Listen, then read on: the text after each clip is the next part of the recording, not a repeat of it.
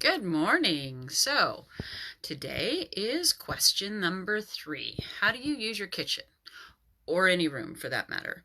This is a question that you should be asking yourselves before you call in and consult with a designer, and also a question that your designer should be asking you the answers to. So it's always good to be prepared, saving time on both sides. So, how do you use your kitchen? And some of these questions will apply across the board, regardless if you're talking about a living room, an office, a playroom, a kid's room, bathroom, whatever it is. So, how many people are going to use the space on a regular basis? Do the both of you cook together? Does only one person do the cooking? Does nobody do the cooking in the house and you really just want it to use the microwave and set food out? There's all different ways of using kitchens. I've heard most of them at this point.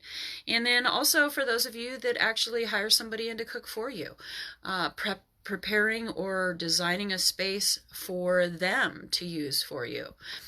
And so in addition to that, depending on the size of the room, how many people are going to be in the space while you're actually using it for its function? So if you are cooking and you have children or family or guests and you want them to be able to be in the kitchen with you, is there space for them to sit and hang out? Is that something you even want? So those are all really great questions that you want to be asking yourself and your designers. So if you want people to come in and out of the space without interrupting you while you're in your work zone, sometimes the traditional triangle doesn't work for that. Sometimes you want the refrigerator accessible from another room without interfering with your workspace. Sometimes maybe it's the microwave, depending on, if your children come in after school and are wanting to heat up their after school snacks, but you're trying to cook dinner and you don't want them running back and forth in between where you're doing. Maybe you relocate where your microwave is.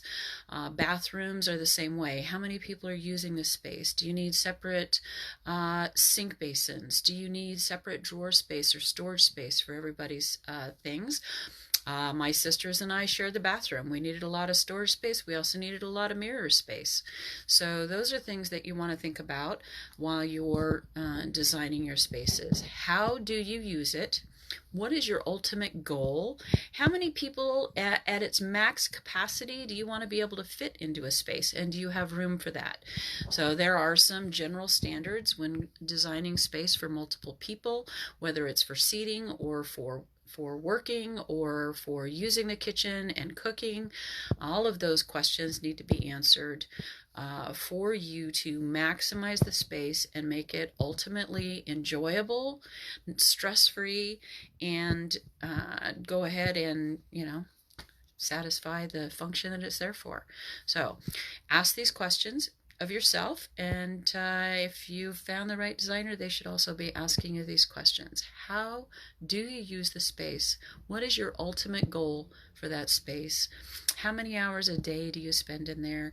Do you want to be able to sit? Do you need to be able to stand? Where do you need to move from one room to another? Where's the traffic patterns? And sometimes this is also where you talk about specialty items, whether you are shorter than average or taller than average. Do you want your countertop heights shorter or taller?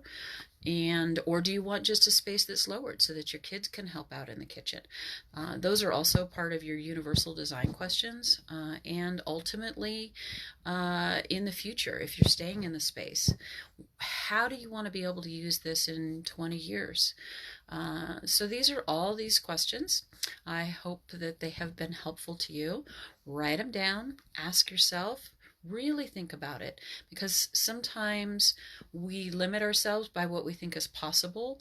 So stop thinking about what you think is possible. Write down what you want, and then your designer's job is to help you get there. So find the right designer, ask the right questions of yourself, and they should be asking these questions too. Have fun with it. And everybody gets to answer the questions themselves. That's also very helpful. Multiple people using the space, all answering the questions separately, and then comparing your answers. So have fun, ask away, and we'll chat with you again tomorrow. Thanks.